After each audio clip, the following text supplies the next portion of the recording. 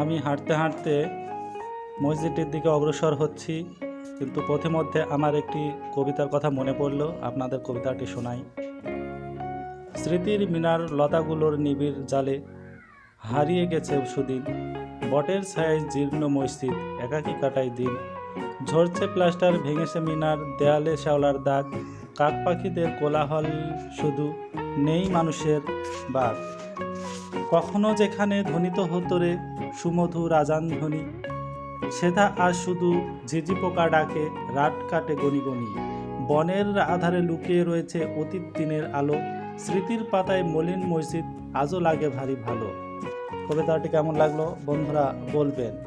বনের বুকে একটি জীর্ণ মসজিদ, কালের আবর্তনে কত কীর্ত যে ধুলোয় মিশে যায়, তার কোনো ইয়াত্তা নেই। তেমনি এককালের সাক্ষী হয়ে বনের গভীরে দাঁড়িয়ে আছে একটি প্রাচীন ভগ্নস্তূপ মসজিদ। এক সময় যা ছিল মানুষের কোলাহলের মুখরিত এবং পবিত্র এবাদতের স্থান, আজ তা শুধুই এক নিঝুম পরিত্যক্ত স্মৃতির মিনার।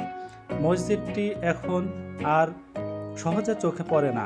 চারপাশে ঘিরে ধরেছে ঘন জঙ্গল, বুনো লতাপাতা আর বিশাল আকৃতির বট পাকুড়ের গাছ। ছাদের এক অংশ ধসে পড়েছে, শ্যাওলা আর ছত্রাকের চাদরে ঢাকা পড়েছে এক সময়ের কারুকার্যময় দেওয়ালগুলো, যেখানে এখন আর কোনো মানুষ যায় না। জনমানবহীন এই চত্বরে এখন শুধু এক গা ছমছমে নীরবতা।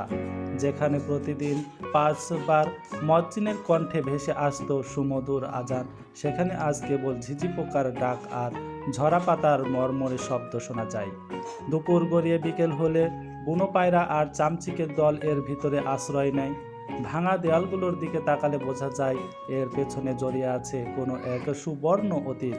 হয়তো কোনো এক সুফি সাধক বা কোনো সুলতান এই মসজিদটি নির্মাণ করেছিলেন। শত শত মানুষ এখানে কাতার বেঁধে নামাজ পড়তেন, ঈদের দিনে মিলনমালা বসত। হয়তো আজ সেসব মানুষও নেই, সেই দিনগুলো হারিয়ে গেছে মহাকালের গর্ভে।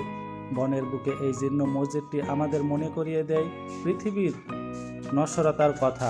মানুষের তৈরি প্রাসাদ বা উপাসনালয় একদিন এভাবেই প্রকৃতির অংশ হয়ে যায়।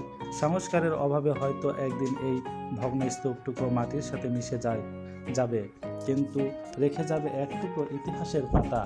বন্ধুরা, এই মসজিদটি দেখতে, এই মসজিদে একদিন আমিও আসরের নামাজ আদায় করেছিলাম। সেই সময় মসজিদটি ভালো ছিল এবং দু একজন মানুষ এখানে সালাত আদায় করত, আমিও করেছিলাম। আল্লাহ হাফেজ বন্ধুরা।